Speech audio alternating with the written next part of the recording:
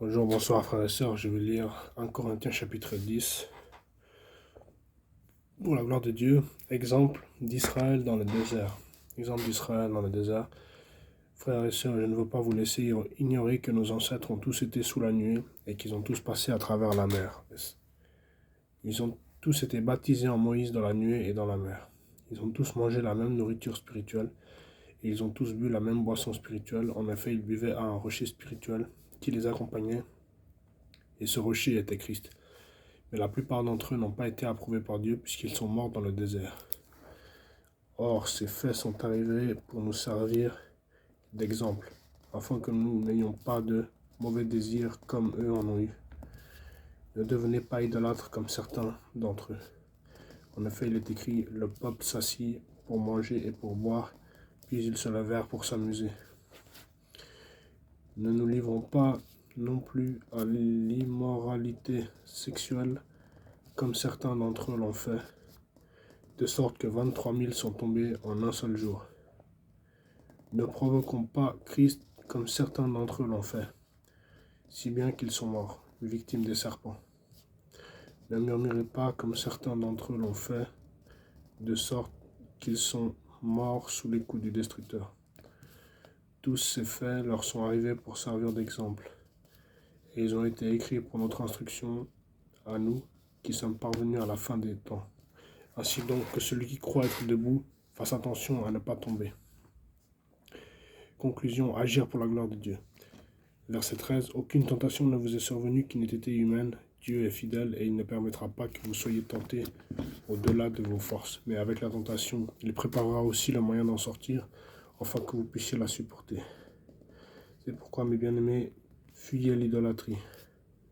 Je vous parle comme à des personnes intelligentes. Jugez vous-même de ce que je dis. La coupe de bénédiction que nous bénissons n'est-elle pas la communion au sang de Christ, le pain que nous rompons? Mais n'est-il pas la communion au corps de Christ?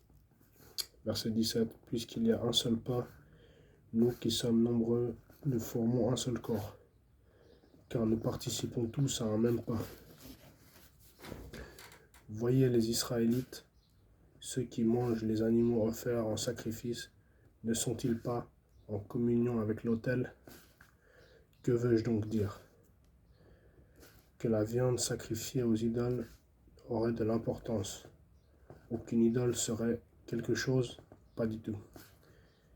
Mais ce que les non-juifs sacrifient, ils le sacrifient à des démons, et non à Dieu.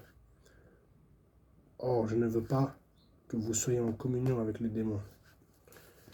Vous ne pouvez pas boire à la coupe du Seigneur et à la coupe des démons.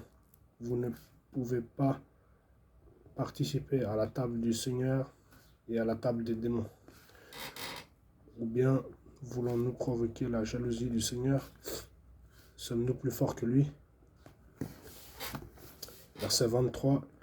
Tout m'est permis, mais tout n'est pas utile. Tout m'est permis, mais tout n'édifie pas. Que personne ne cherche son propre intérêt, mais plutôt celui de l'autre. Mangez de tout ce qui se vend au marché sans vous poser de questions par motif de conscience. Car la terre, avec tout ce qu'elle contient, appartient au Seigneur. Si un non-croyant vous invite et que vous acceptiez d'y aller manger de tout ce qu'on vous présentera sans vous poser de questions, par motif de conscience.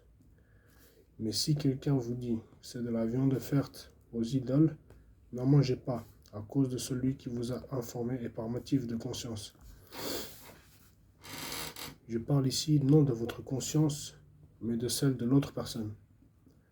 Pourquoi en effet ma liberté serait-elle jugée par une conscience étrangère?